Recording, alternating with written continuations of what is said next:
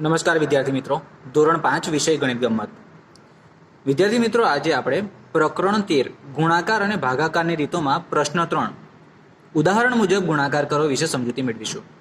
વિદ્યાર્થી મિત્રો, સૌથી પહેલા આપણે આપેલા 3 ઉદાહરણો સમજીએ અને એ પરથી આપણે કેવી રીતે દાખલા ગણીશું એ વિશે સમજૂતી મેળવીશું.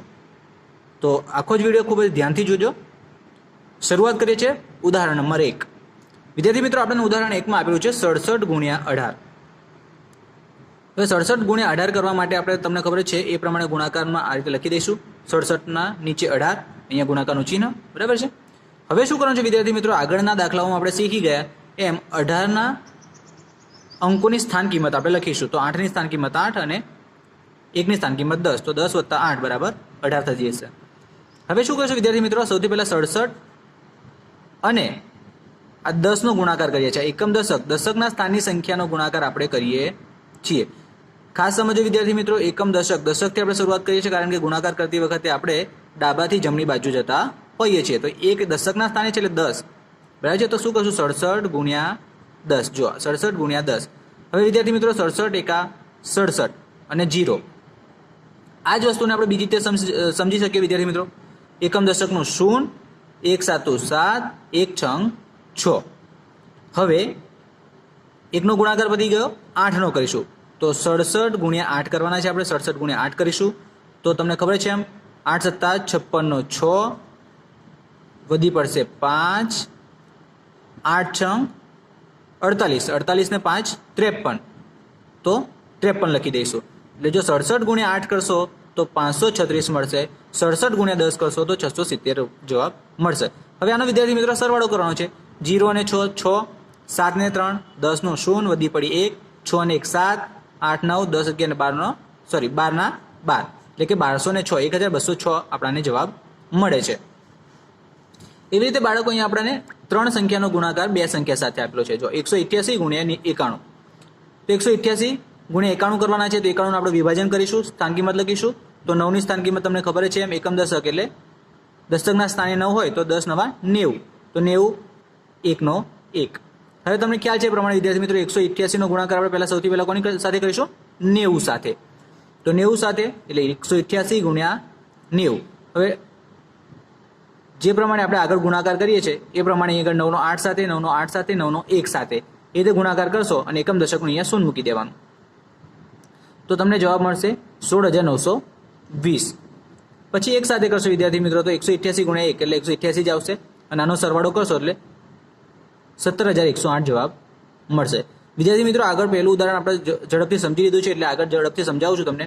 પછી જે આગળના દાખલાઓ છે એ દાખલાઓ આપણે ધ્યાનથી સમજીશું. ત્રીજો દાખલો છે વિદ્યાર્થી મિત્રો, જુઓ 315 ગુણ્યા 264. 3 સંખ્યાનો ગુણાકાર 3 સંખ્યા સાથે. તો 315 ગુણ્યા 264 એટલે આપણે શું કરવાનું છે, 264નું વિભાજન કરીશું. તો 4ની સ્થાન કિંમત 4, 6ની સ્થાન કિંમત 60 અને 2ની સ્થાન કિંમત 200, એટલે 200 + 60 + 4 કૌંસ પૂરો કરી દેવાનો. હવે તમને ખ્યાલ છે એ પ્રમાણે સૌથી પહેલા 315નો આપણે 200 સાથે ગુણાકાર કરીશું. તો 315 દુ 630 અને આ 2 શૂન્ય મૂકી દેશો. તો એકમ દશક 100 એટલે 2 શૂન્ય મૂકશો, પછી ગુણાકાર કરશો એટલે 0 આવશે અને 63 આવશે. ખૂબ જ સરળ છે વિદ્યાર્થી મિત્રો.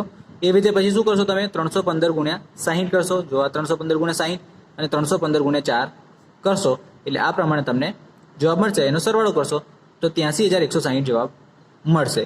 વિદ્યાર્થી મિત્રો, આ તો હતા ઉદાહરણ. પણ હવે આપણે દાખલાની શરૂઆત કરીએ. તો પહેલો દાખલો છે આપણી પાસે 45 ગુણ્યા 39. તો આપણે લખી દઈએ 45 ગુણ્યા 39. તો સૌથી પહેલા વિદ્યાર્થી મિત્રો આપણે શું કરવાનું છે, 39નું આપણે વિભાજન કરીશું. તો 3ની સ્થાન કિંમત 30 અને વત્તા 9 એટલે 39 થઈ ગયા. ચાલો હવે આગળ શીખી ગયા એમ આપણે નીચે કોનો ગુણાકાર કરીશું, 45 ગુણ્યા 30, બરાબર છે. તો ચલો 45 ને 30નો ગુણાકાર થાય તો શું થશે, એકમ દશકનું 0. વિદ્યાર્થી મિત્રો 45 ગુણ્યા 3 કહીને તમે જવાબ પણ લખી શકો છો, પણ આપણે ગુણાકાર કરતા જઈશું. તો 3 5 15 નો 5 વધી પડશે 1, 3 ચોક 12 અને 1 13. હવે 9. તો હવે શાનો વિદ્યાર્થી મિત્રો 45 ગુણ્યા 9. તો ચાલો 9 5 45 નો 5 વધી પડશે 4, 9 ચોક 36, 36, 37, 37, 39 ને 40. હવે આનો સરવાળો કરી દઈએ તો 5 ના 5, 0 વત્તા 5 5, 5 વત્તા 0 5. તમને ખબર છે વિદ્યાર્થી મિત્રો, કોઈ પણ સંખ્યા સાથે સરવાળો કરીએ 0નો તો એ સંખ્યા પોતે જવાબ આપણને મળે. હવે 3 ચોક 12 નો 3 ને 4, 4, 5, 6, 7 એટલે 7 અને 1 એટલે 1755 જવાબ આપણને મળશે. એવી રીતે બાળકો હવે બીજો દાખલો સેમ જ છે, તમે બીજો દાખલો જાતે કરશો, ત્રીજો પણ સેમ છે, ત્રીજો જાતે કરશો.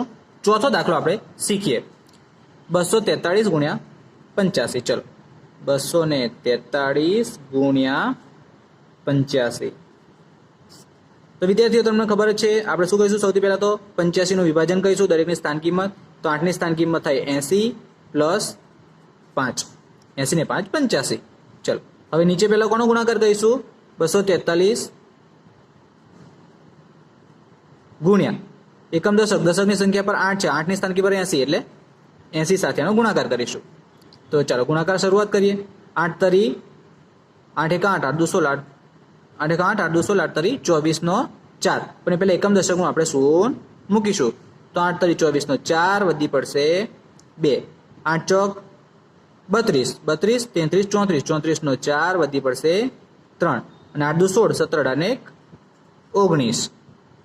હવે વિદ્યાર્થી મિત્રો કોનો ગુણાકાર થશે, 243 ગુણ્યા એકમની સંખ્યા સાથે એટલે કે 5 સાથે.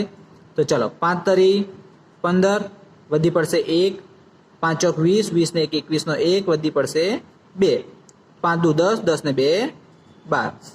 હવે આનો સરવાળો કરી દઈએ બાળકો. તો શું થશે, 0 વત્તા 5 બરાબર 5, 4 ને 1 5, 4 ને 2 6, 9 ને 1 10 નો 0 વધી પડશે 1, 1 ને 1 2 એટલે 20,655 આપણને જવાબ મળશે.